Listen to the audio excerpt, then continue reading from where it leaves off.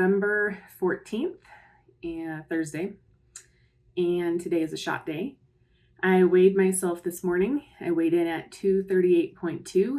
That's a 0.6 decrease from my last weigh-in, which is, nothing. It's just regular weight fluctuation. So, while it is a loss, it's not really a significant loss. I decided today that I was going to do 12 and a half. I was going to increase to 12 and a half because it actually worked out that way pretty well. When I did the math, I started out at 7.5 and then the last ones were 10. So right now it was 47 and a half and my vial was a 60 milligram vial. 47 minus 5 is 12 and a half. So it worked out nicely.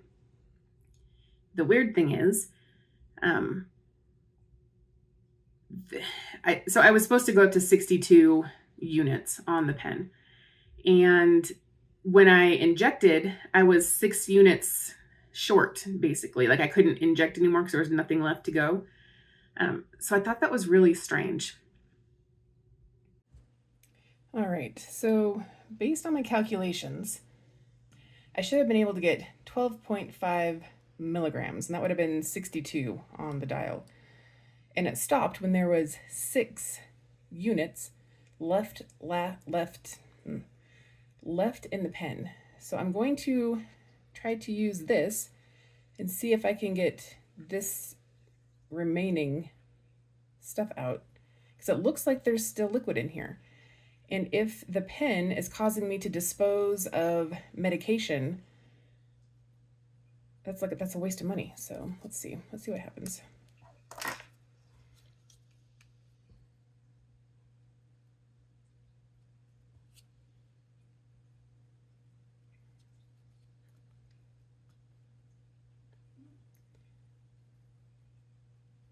Nothing's coming out.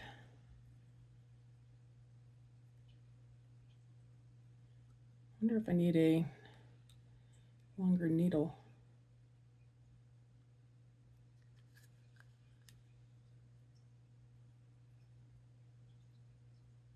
All right, let's try to add some air in it first. Yeah. Okay.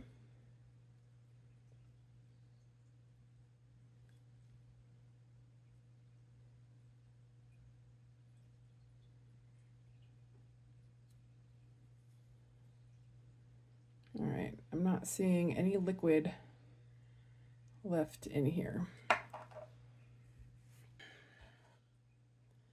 There is a little bit of liquid here. Let's see.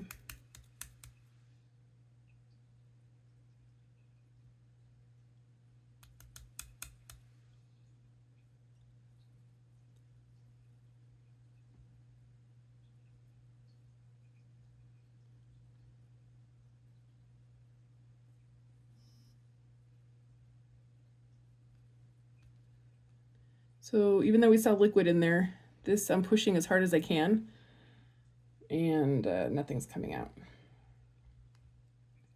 So there is like a little bit, you can see that it's a little wet in there, but it's not enough that I can even push it out of the syringe. Oh, there we go. Those are more like air bubbles though.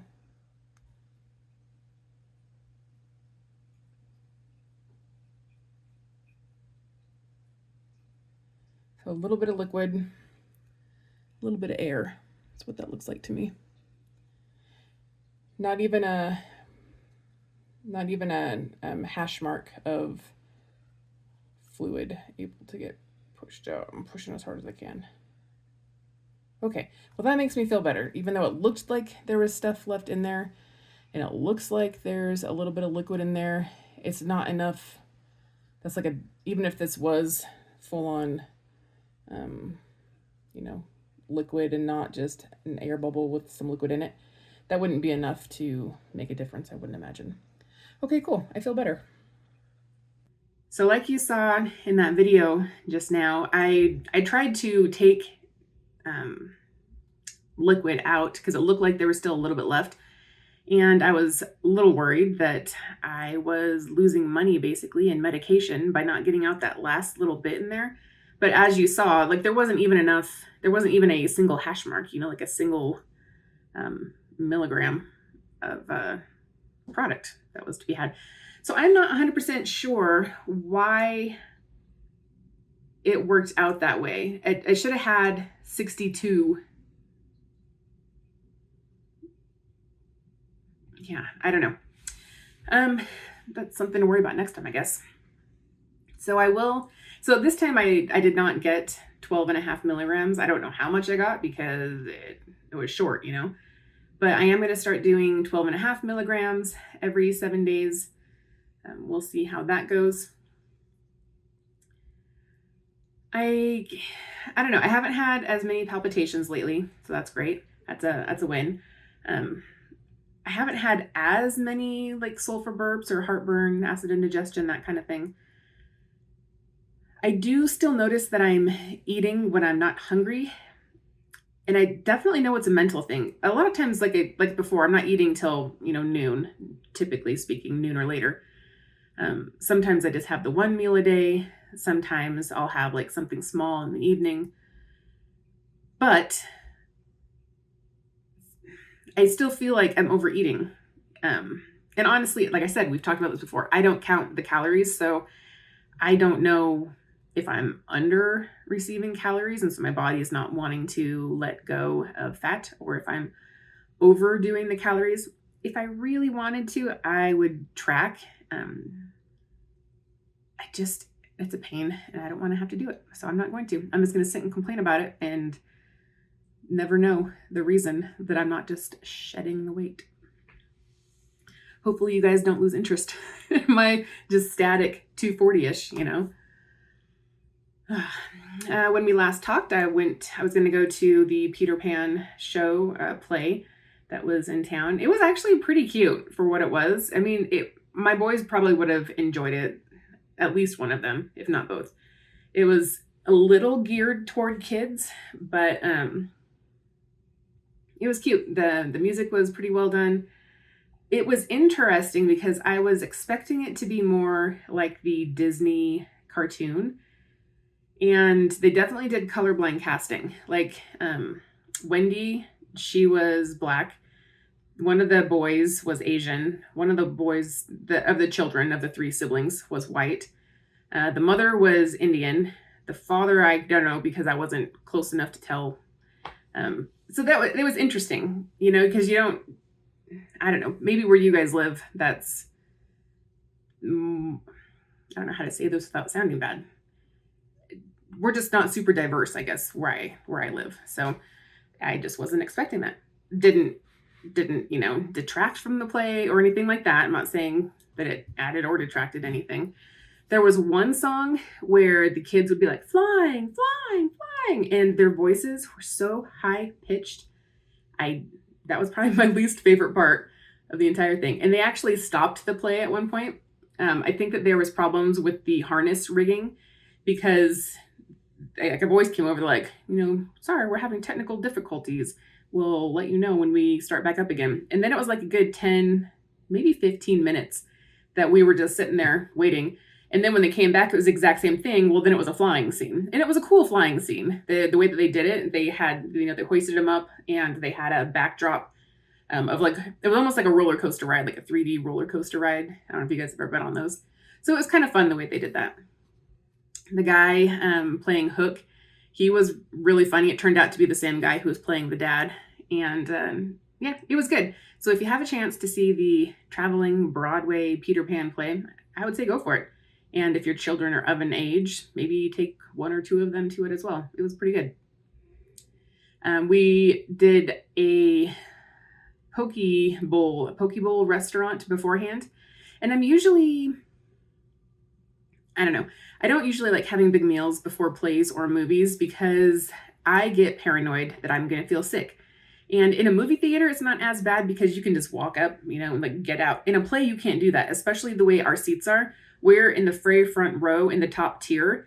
You always feel like you're going to fall over the edge when you're trying to walk to your seats because it's a long way down and the wall is not that tall. You know, it's maybe to my knees or a little bit lower. You could very easily fall over this thing. But anyway, people usually tend to stand, you know, when you're having to shuffle through like an intermission if people don't want to go out. You can't do that during the middle of a play. So all that to say, I usually don't like to have big meals prior to movies or plays. The poke bowl was quite filling. It was so good. It was like a rainbow roll, like for sushi, but made as a poke bowl, and it was excellent. I would most definitely have that again. I think my sister got the chicken coconut curry chicken or shrimp. I can't remember which one. She liked hers. One of our other friends got a vegetarian style poke bowl, so rice bowl basically. She really enjoyed hers too, so I would definitely go there again. Poke bowls. If you like sushi, well, like I said, some of them were cooked, so some of them weren't even like sushi style. But the rainbow bowl that I had was very good. I've been doing puzzles. I did one. It's kind of like an Americana style puzzle. I'll show you what it looks like. And I do like this. It's not Tom Kincaid. The name escapes me for this particular artist, but I like a lot of his stuff. It's very old Americana style. That one was fun to put together. It was 300 pieces. Then I did another one, which was one that I found in a thrift store. A thrift store. And I don't typically get 1,000-piece puzzles because they usually take a long time. This one I was able to do in the course of a couple hours. My sister came over and she helped me for about an hour with it. But I liked how the colors were grouped. They were grouped well enough that I could, put pieces together and then put the big pieces. So some of it, the parts that I didn't love were the cactus. That part was kind of difficult, but the rest of it actually was not bad. So I'm going to keep this 1,000-piece one. Usually when I get them from the thrift store, I might do them, I do them, and then I get rid of them. I donate them to my sister or friends or whatever, but I'm going to keep this one. I'm working on another one right now. Also a 1,000-piece puzzle, also an Americana style puzzle. I do not believe I'll be keeping this one. I'll take a picture of it and I'll probably show you next time because I'm probably not going to finish with it in the next day or two. It's going to take me a little bit of time. There's just too much similar. There's similar black for the house roofs, the roofs on the house. And that makes it real difficult. So I don't love that about it, but it only cost me $2. So, I can't really complain about that. I finally got brave and I numbed my face with my lidocaine cream. And then I used the Easy Injector to do Hyaluron. It's like a hyaluronic acid. It's not a filler, but it's a little thicker than most hyaluronic acids. And it's called Hyaluron. So I did the lidocaine cream. It's a 10% lidocaine cream. And I didn't want to leave it on that long because I'd never used it before. And I was nervous about it. Someone in the groups had used the 10% before. And she basically felt like she was ODing on it. Like her heart rate went crazy and she almost had to go to the hospital for it. So I was apprehensive about it. So you're supposed to leave it on for 20 minutes, I think. I probably left it on for about 5 or 10. And I mean, it immediately started, when I put it on, it started numbing. So I knew it was working. So after 5-6 minutes, I took it off, wiped myself down with an alcohol wipe. And then I went to it. I took a picture of it. It's a little graphic. It's got some blood on it. So feel free to skip ahead, 10, 15 seconds. So this is what it was. A lot of people, when they do it, they'll go ahead and they'll wipe, blood as it's happening. I apparently waited till the end. It wasn't that painful, mainly because I had numbed, by the end I was starting to feel it, and up by my hairline I was feeling it, because I did not put the cream all the way into my hairline. I left a rim, and it was so weird because it was almost like I could hear it crunching through my skin, because your skin's real thin up here, right? It was almost like cellophane. You could just hear the needles puncturing through. It sounded super gross, quite honestly. It was weird as heck. But after a day or two, I feel like, I I don't know, more luminosity or more bounce or whatever. And oddly enough, I felt like, my broken capillaries, they seemed a little lighter, like not as noticeable. They're definitely still there. So I don't know. I don't know if it's the needles puncturing the capillaries, if that's helping break them up and they're going to reabsorb back in my system, or if it's the hyaluronic acid that is plumping up the skin around it. I don't know. It'll be interesting to see. I'll do several sessions. I guess you can go between like 2 and 4 weeks between sessions. So I'll probably start out pretty aggressive, like every 2 weeks maybe. And then depending how it goes, I will maintenance it, so 4 to 6 weeks kind of a situation. And then yesterday I didn't take any pictures, but I did this part and then down to like the middle of my boobs, basically, or the top of my boobs.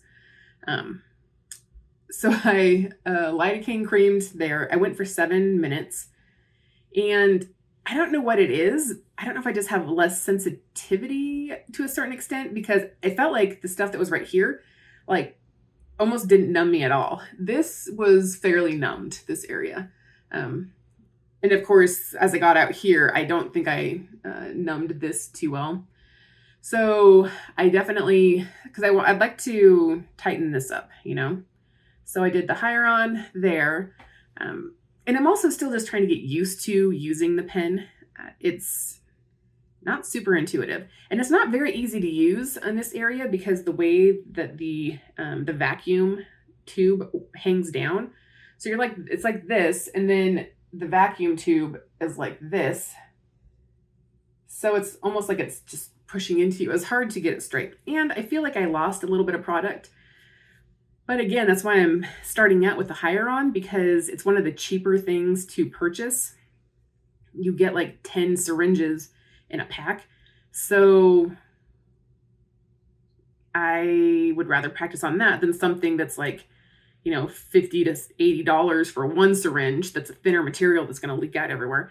But there were a couple places where the vacuum wasn't vacuuming. Like I could pull the trigger, I could hear it, the needles go in. I'm assuming it deposited something, but it usually has like after when it releases your skin. And that's how you have a good vacuum seal on it, because it sucks it up, and then you can kind of hear that release as it releases the vacuum. There was a number of times where I did not hear that. And I also saw a bit of product on my chest. So you would think that if the needles are going in, it's injecting the material, and then when the needles come out, you shouldn't really have, I wouldn't think, material on your skin. So I don't know if I wasn't angling it right, or if that's just how it is and you're always going to lose a little bit of product. I don't know. So something to think about and practice with. So I will wait another couple weeks and I'll do that again. I noticed this part of my skin a few years back. There was a photo that I had, and I really liked the way my hair looked. I was bleach blonde at that point, like platinum, and I had short hair, but this part was all big and bouffant. I might have a photo of it that I can put in there. But this part, I didn't even notice that. I was kind of, like this. And so my skin was kind of, and I don't know, it was wrinkly and kind of old looking. And at that point I was 38 or 40 or something like that. So not like a real spring chicken, but it didn't even occur to me like, oh, my décolletage, it's getting a little bit aged. And then I waited another, 5 years to do anything about it. But I am going to try and reverse the aging process. I've noticed that I am thinning on both sides, but like right here, and I don't love it. I mean, who would, right? So I've been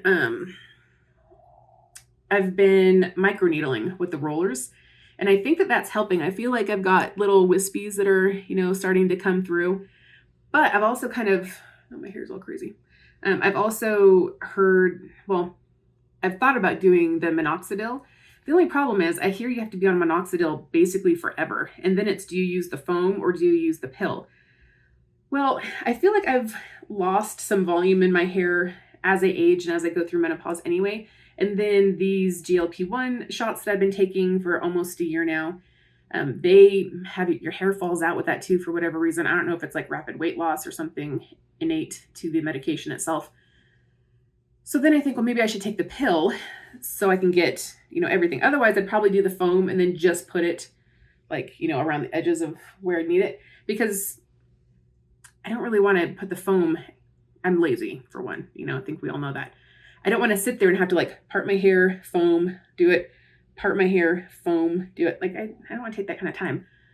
But I also don't need minoxidil like encouraging hair growth anywhere else, I do feel like my eyebrows, ever since I started microneedling and derma rolling, I do feel like they have gotten thicker and darker, which is maybe not darker, but thicker at least. And I think that's great, because for a while there, I was like losing the eyebrows. It was the weirdest thing. So I still have a bunch of other injectables that I'm a little nervous to try. They're not fillers because I don't feel like I'm ready for fillers. They're more skin boosters, promoting collagen, trying to get collagen and other things like that to take over naturally. But even though I purchased them, I'm still a little scared of them. So I was like, I have them, but it might take me a while to get with it. I don't know. We'll see. Work is still going well. I'm waiting for a call as we speak. And yeah, they released hours at least through the week of Thanksgiving. So I'm going to keep picking up hours as long as they keep putting them out. Okay, guys, I will see you in 7 days. Bye.